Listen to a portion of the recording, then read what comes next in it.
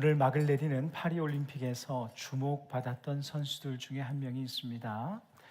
바로 우리나라 사격 종목, 여자 사격 종목에서 은메달을 획득한 김예지라는 선수, 여러분 들어보셨을 것입니다.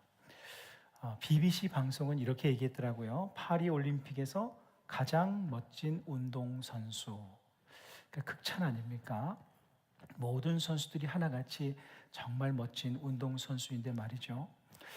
모두가 기대하는 금메달 리스트였다고 하는데 안타깝게도 타이밍을 놓쳤다고 하나요? 그래서 은메달을 땄다고 합니다. 그 선수 인터뷰에서 인상적인 부분이 있어서 잠시 소개합니다. 남들이 저를 어떻게 평가하든 신경 쓰지 않는 편이에요. 제 자신이 가장 중요하다고 생각합니다. 저는 그냥 저를 계속 이기고 싶어요. 이게 그 선수의 어떤 모토와 같은 말입니다. 이 말을 들으면서 제가 새삼 이런 생각이 들었습니다. 그렇지.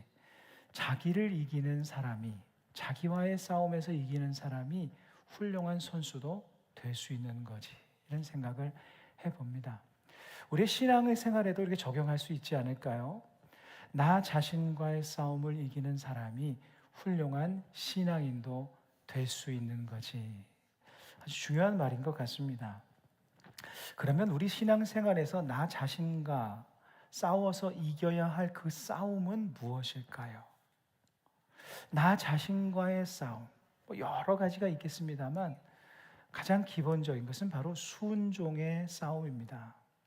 여러분, 순종이 무엇입니까? 어떤 특정한 말씀에 내가 순종하는 것도 순종이지만 넓은 의미에서 보면 믿음으로 행하는 모든 삶이 바로 순종이라고 할 수 있습니다. 내 삶에 보이지 않아도 하나님께서 나와 함께 하심을 믿고 그 하나님을 늘 인식하고 하나님의 가치와 하나님의 말씀을 따라서 믿음으로 행하는 모든 삶, 이것이 바로 순종의 삶입니다. 우리는 그런 삶을 살고 있는지, 크리스천들이 싸워야 할 자기와의 싸움 중에 가장 중요한 싸움이 바로 순종과 불순종 사이에서, 믿음을 따라 살 것이냐 그렇지 않을 것이냐 이 사이에서 순종과 믿음을 선택하며 살아가는 그 삶이 바로 가장 우리가 싸워야 할 자신과의 싸움입니다. 이 순종의 싸움, 나 자신과의 순종의 이 싸움이 얼마나 중요한지, 얼마나 또 강력한지, 또 이 삶을 통해서 우리가 얼마나 아름다운 열매를 맺게 되는지 우리는 함께 나누기를 원합니다. 오늘 본문에는 용기가 필요한 그 상황 속에서, 이해되지 않는 상황 속에서도 믿음으로 용기를 내어 순종한 사람들을 통해 일어나는 아름다운 일들이 기록되고 있습니다.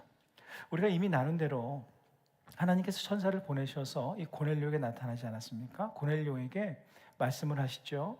사람을 보내어 베드로를 청하라. 이것이 하나님의 명령의 전부였습니다. 근데 여러분, 이게 고넬료 입장에서는 굉장히 난감한 명령이 아닐 수 없습니다. 왜 그럴까요? 여러분, 만약에 누군가 나를 알지도 못하는 사람이 우리 집에 와서, 당신 우리 집에 와서 좀 와야겠습니다. 겁나시겠어요? 안 나시겠어요? 여러분, 따라가시겠습니까? 저 같으면 안 갈 것 같은데요. 마찬가지입니다. 안면식도 없는 이 고넬료가 베드로를 지금 오라고 하는 거예요. 더군다나 이 고넬료는 이방인입니다. 이 유대 법에 대해서 잘 알고 있어요. 유대인들이 얼마나 이방인들을 멀리하는지, 지난 1000년이 넘는 기간 동안 사람 취급을 하지 않았던 사람들이 이방인이지 않습니까? 그 고넬료가 베드로, 예루살렘 교회의 수장인데 그 사람을 오라 가라 하면 이 베드로가 올까요? 이방인입니다. 상종도 하면 안 되는 사람이었어요. 이 고넬료 자신뿐만 아니라 그가 보낸 사람들도 다 이방인인데 그 사람들이 거절당할 것은 불보듯이 뻔한 것이었습니다.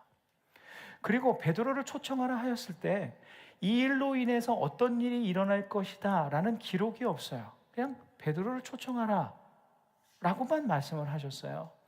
그러니까 지금 모든 게 다 불확실합니다. 가면 거절당할 것이 분명하고 설사 데려온다 할지라도 어떤 일이 일어날지 알지 못하는 모든 것이 불확실한 상황 속에서 이 고넬료는 용기를 내서 사람을 보내죠. 그 명령을 듣고 따라가는 사람들, 그 명령을 듣고 복종하는 그 사람들의 심정은 어땠을까? 그 사람들 또한 자신들이 이방인이었기 때문에 이 베드로가 우리를 초청하지 않을 거, 우리를 따라오지 않을 거야, 맞아주지 않을 거야라는 생각은 예상은 얼마든지 했을 것입니다. 만약 그렇게 하고 허탕치고 돌아오면 이 주인에게 명령 불복종이 되지 않습니까? 그러니까 안 갈 수도 없고 또 간다고 해서 보장도 없고 이 모든 것이 불확실한 상황, 진퇴양난, 사면초가 뭐 이런 표현이 알맞지 않겠습니까? 그러나 그 중에 경건한 부하가 있었다고 기록을 하고 있는 걸 기억하실지 모르겠는데 그 사람이 이 모든 일이 하나님으로부터 비롯됐다는 것을 듣고 지체 없이 출발하게 되죠. 그들이 도착하여서 이 베드로를 만나는 장면이 바로 오늘 본문의 내용입니다. 본문의 내용은 이렇습니다. 고넬료의 소아들이 찾아오자 성령님께서 베드로에게 말씀을 하세요. 의심하지 말고 그들을 따라가라 라고 말씀을 하십니다. 근데 이것 또한 베드로에게 난감한 것이에요. 이 고넬료와 그 소아들 뿐만 아니라 이 베드로 자신도 굉장히 난감한 겁니다. 누군지도 모를 뿐만 아니라 1000년 이상 사람 취급도 하지 않았던 이방인들을 따라가서 그 집에 들어간다. 이게 이 베드로가 예루살렘 교회의 수장이기도 하지만 어떻게 보면 유대인의 리더십 중에 한 명이지 않았습니까? 자신의 어떤 위치를 위태롭게 할 수 있는, 그러니까 용기가 있어도 순종하기가 어려운 그런 일이었습니다. 그럼에도 불구하고 베드로는 순종하여 따라가게 됩니다. 그 전에 이 사람들을 먼저 집으로 다 들이죠. 유숙하게 하고 그 다음날 기꺼이 그들을 따라 고넬료의 집으로 가게 됩니다. 이것이 본문의 내용이에요. 이렇게 순종의 순종을 통해 이어지는 다음 본문에서 어떤 일이 일어나는가? 베드로와 고넬료의 만남이 이루어지고 고넬료와 그 가정에 성령이 임하고 세례를 받고 구원받는 놀라운 사건이 일어납니다. 그리고 그 일을 계기로 인해서 이 이방인 선교의 문이 활짝 열려요. 여러 번 반복해서 말씀드렸듯이 열리고 전해지고 또 시간이 흐르고 전해져서 바로 저와 여러분이 여기서 이렇게 예배 드릴 수 있는 것 아니겠습니까? 자, 보십시오. 순종과 순종이 만나 이런 아름다운 열매를 맺게 되었습니다. 우리도 하나님의 말씀에 또 이 믿음의 가치에, 하나님의 가치에 순종하는 삶을 살게 될 때 이런 아름다운 열매를 맺게 될 것입니다. 그런데 혹 이런 생각이 들 수도 있지 않겠습니까? 정말 그럴까? 정말 내가 순종하면 아름다운 결실이 맺힐까? 여러분, 제가 한번 묻습니다. 여러분, 순종하며 사시죠? 네, 아멘을 별로 안 하시는데 순종하며 사신 적은 있으시죠? 네. 순종하며 사셔 보시니까 어떠시던가요? 결실이 그 순종한 만큼 늘 맺히던가요? 우리의 삶의 크고 작은 일에서 믿음의 가치를 선택하며 사는 일이 쉽지 않습니다.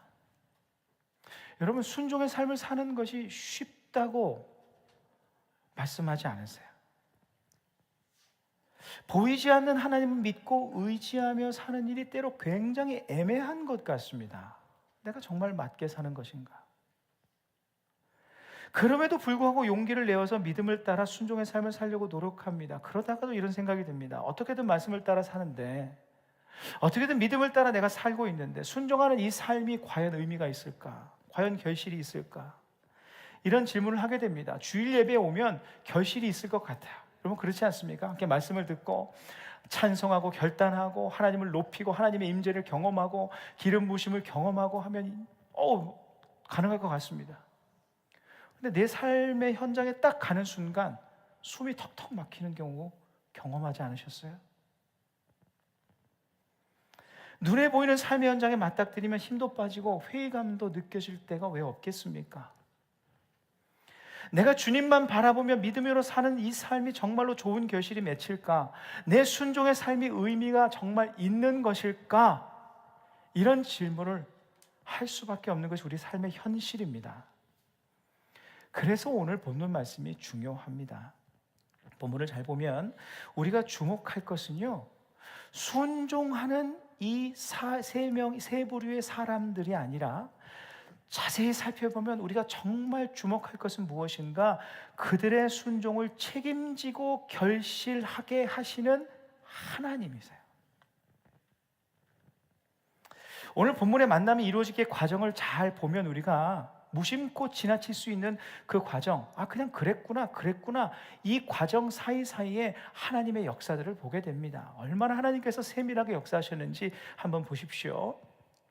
이방인인 고넬료의 수하들이 지체하지 않고 베드로를 향해서 출발했다라고 하였죠. 이 고넬료가 있었던 가이사랴부터 베드로가 있었던 요빠까지의 거리는 약 50km입니다. 그 사막길, 그 광야길을 부지런히 도보로 가게 된다면 걸리는 시간이 약 12시간이었어요. 이 고넬료가 환상을 본 시간이 그 전날 오후 3시였습니다. 그러니까 기도를 마치고 하면 한 오후 4시 정도 되지 않았을까요? 그러니까 그때 바로 이제 명령을 하지 않습니까? 부랴부랴 출발해도 빠르면 4시 반 아니면 5시에 출발을 했을 거예요. 그 사막에는 밤에 다니질 못하기 때문에 정말 부지런히 가봐야 5, 6시간 걸어갔을 것입니다. 그리고 거기서 쉬고 밤이 지나서 아침에 동이 텄을 때 약 6시 정도가 됐을까? 5시 반이나 그때부터 부지런히 대여섯 시간, 6시간, 7시간을 걸어서 도착하게 된 시점이 바로 정오가 되었던 거예요. 그러니까 쉬지 않고 밤 시간을 제외한 모든 시간을 온 힘 전력을 다해서 이 사람들은 걸어갔다. 문전박대를 당할 수 있음에도 불구하고 그들은 그렇게 부지런히 걸어갔습니다. 그런데 그때 그들이 도착할 시간이 어느 정도 시간이라고 말씀드렸죠? 정오라고 말씀드렸죠? 그 시간에 베드로는 무엇을 하고 있는가? 그에 대한 기록이 사도행전 오늘 본문 10장 9절에서 10절, 오늘 본문이 아니죠. 지난주 본문 9절에서 10절 전반절입니다. 이튿날 그들이 길을 가다가 그 성에 가까이 갔을 그때에 베드로가 기도하려고 지붕에 올라가니 그 시각은 제6시더라. 그가 시장하여 먹고자 하매.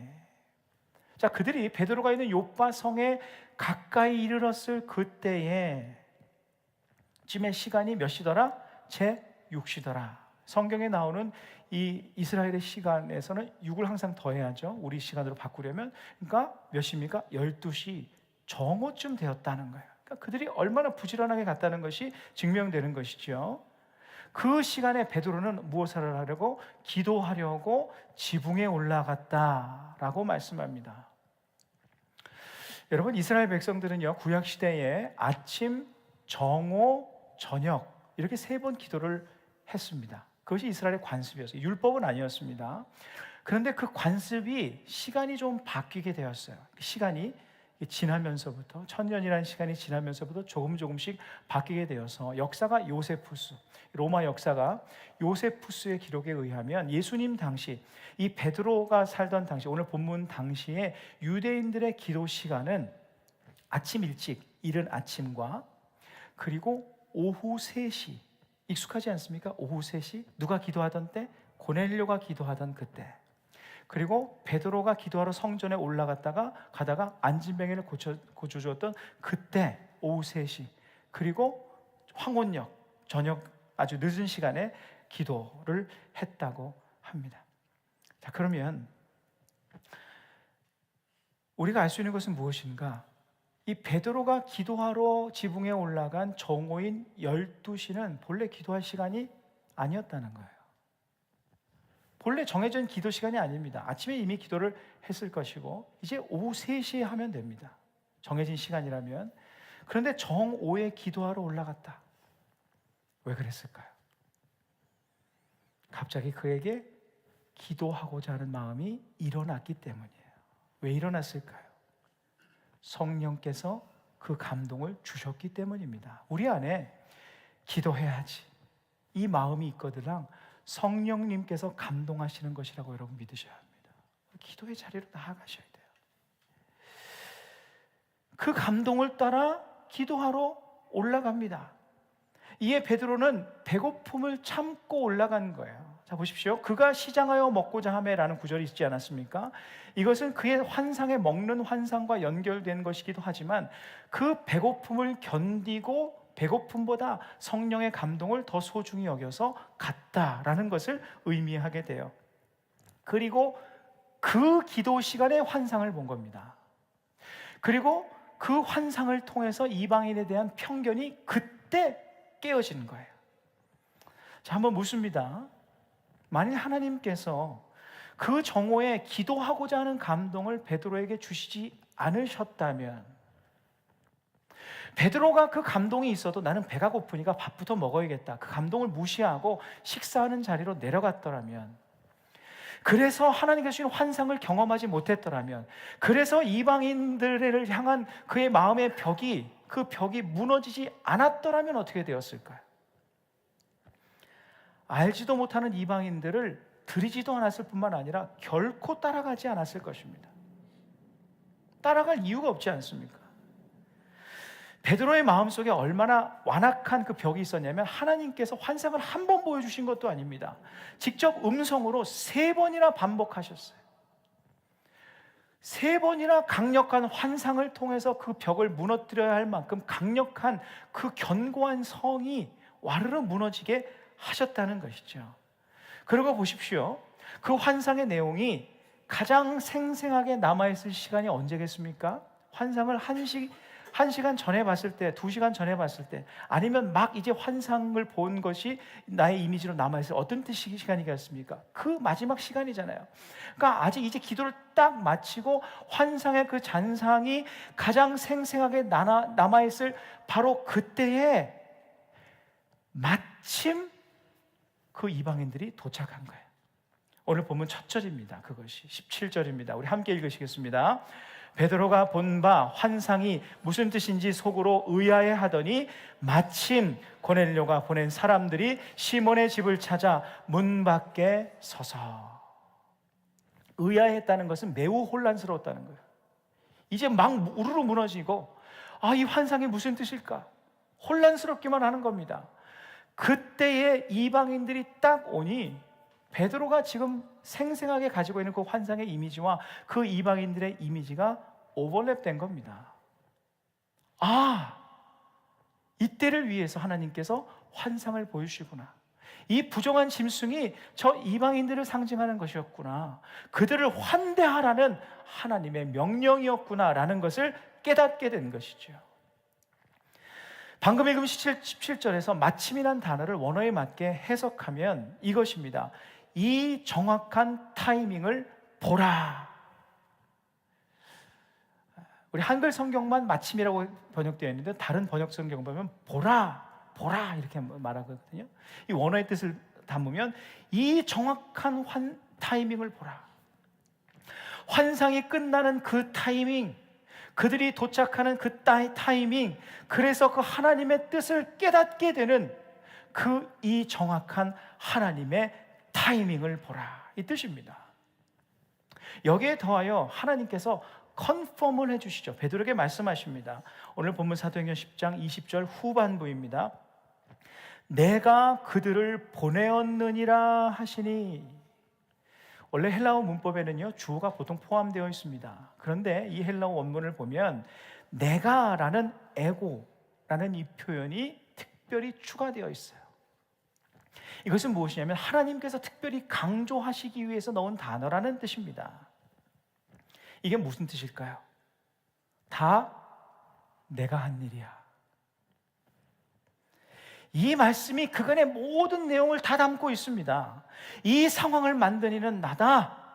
즉 이방인 베드로, 그 이방인들을 베드로에게 보낸 분도 하나님이시고, 그들이 도착하기 전에 베드로에게 기도할 마음을 주시고 환상을 보여주시고 그 환상이 끝날 그 타이밍에 마침 그들을 도착하게 하신 분, 모두 하나님께서 하신 일이라는 의미예요.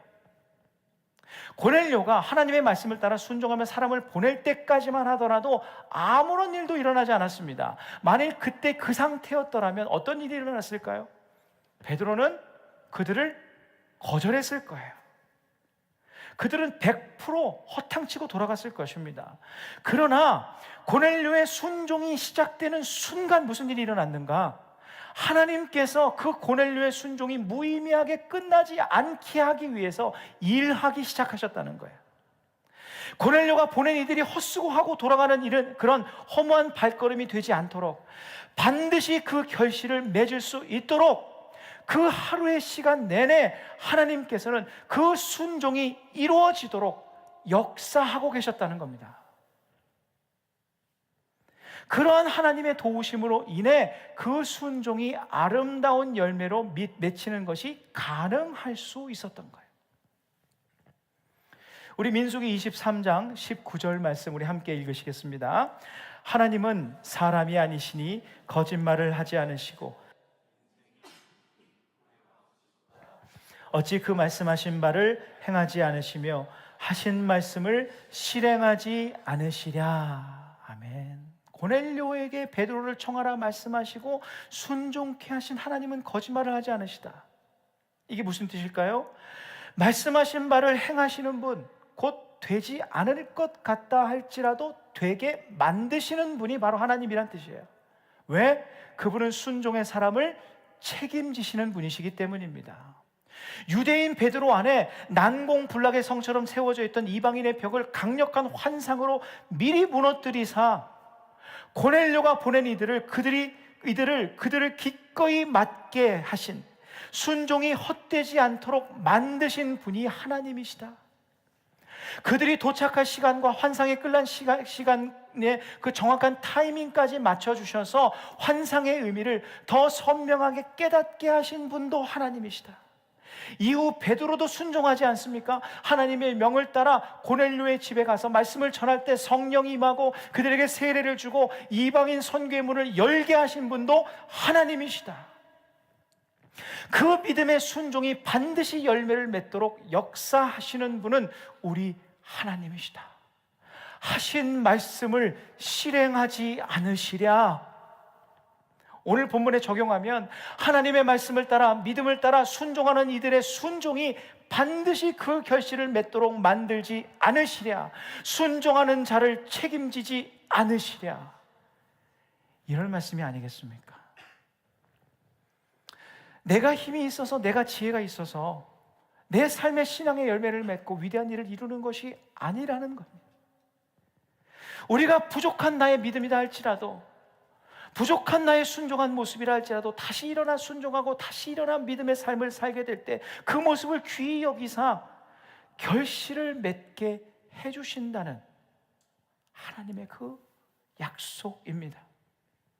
사랑하는 성도 여러분, 우리의 믿음의 삶, 순종의 삶을 하나님께서 반드시 아름다운 열매로 맺게 하실 것입니다.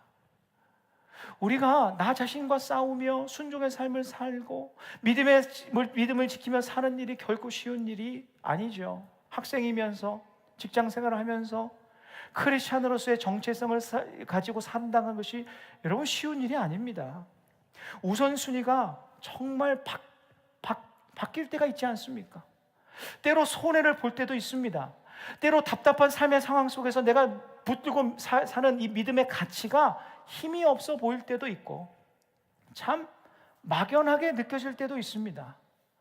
고넬료의 상황처럼 아무것도 보이지 않는, 아무런 확실한 것도 없는 상황 속에서도 꾸역꾸역 내가 순종의 삶을 살아야 할 때도 있고, 그 수하들의 상황처럼 혹시 일이 잘못되면 어떻게 하는 불안한 마음이 있어도 세상 의지하지 않고 하나님 붙들고 살아야 하는 그러한 삶, 그 믿음의 삶을 살 때도 있습니다.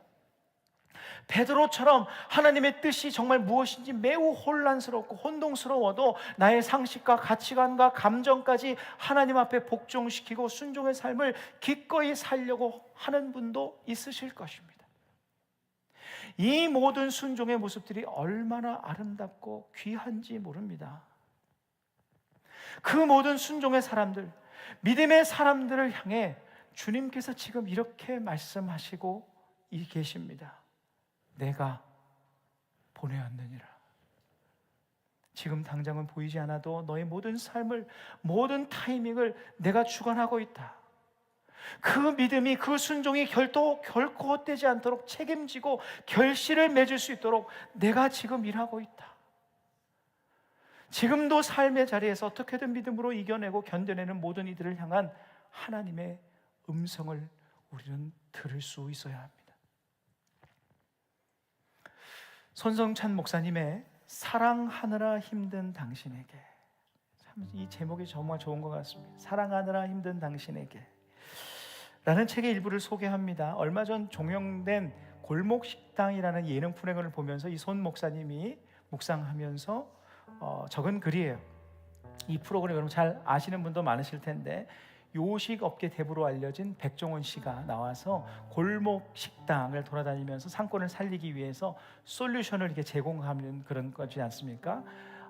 영업 비법이라든지 음식을 만드는 거라든지 손님들을 상대하는 매너라든지 이런 것들을 교육하는 그런 프로그램입니다. 2021년 초에 나왔던 한 식당 주인에 대한 이야기인데, 덮밥집 사장이었다고 합니다. 정말 모든 것이 엉망진창이었다고 해요. 위생 상태도 엉망, 손님 응대도 엉망, 음식 준비도 엉망, 그 어느 것 하나 제대로 된 것이 없다고 합니다. 눈에 힘도 없고 다 희망을 잃은 사람처럼 보였다고 해요. 그러니까 백종원 씨가 버럭 불같이 화를 냈다고 합니다. 그래도 포기하지 않고 아이들 가르치듯이 하나하나부터 열까지 다 뜯어 고쳤는데, 다행인 건 그 사장님이 반박하지도 않고 끝없이 반성하며 부족해도 하나하나 솔루션을 곧이곧대로 따라했다는 거예요. 우리 성경적인 용어로 순종한 거죠. 따라했다고 합니다. 그리고 방송이 종료될 시간이 되었는데, 그때의 장면에 대해 묘사한 부분을 제가 발췌해서 읽어드립니다. 어느새 방송이 종료될 시간이다. 종료 직전 영업을 마친 사장님이 누군가에게 전화하는 장면이 등장한다. 어머니였다. 그런데 아들의 전화를 받자마자 어머니는 울기 시작한다. 그러자 아들도 울먹이며 말한다. 왜 또 울어? 이제 그만 울어요. 몇 주에 걸쳐 방송이 나가면서 이 사장님은 여기저기서 무수히 많은 비난을 받았다. 그러나 그의 어머니는 달랐다. 방송에 비친 아들의 모습, 이후 지속된 비난들 앞에 어머니는 하루도 빠짐없이 계속 우셨던 것이다. 어머니의 울음 속에는 세상 모두가 비난해도 너는 내 자식이다. 나는 너를 버리지 않는다. 라는 무언의 말이 담겨 있었다. 때로 우리의 모습이 이 사장님의 모습과 너무나 비슷하지 않나 생각을 해봅니다.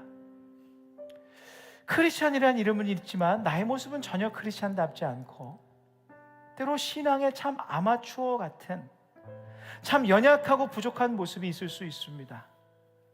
하지만 그럼에도 불구하고 내가 마음을 다잡고 다시 한번 믿음을 붙잡고 살아보려고, 예배를 드리고 나면 다시 한번 믿음으로 결단하고 결심하며 믿음을 따라 행하는 순종의 삶을 살려고 아장아장 걸어가는 아이처럼 또 한 번 살고, 그러다 넘어지면 다시 한번 일어나서 순종하려 몸부림치는 그 모습을 하나님께서 귀히 여기신답니다. 세상은 비록 나의 모습을 보고 이렇다 저렇다 판단하고 비판하고 정죄한다 할지라도, 하나님은 우리를 향해서 늘 말씀하실 것입니다.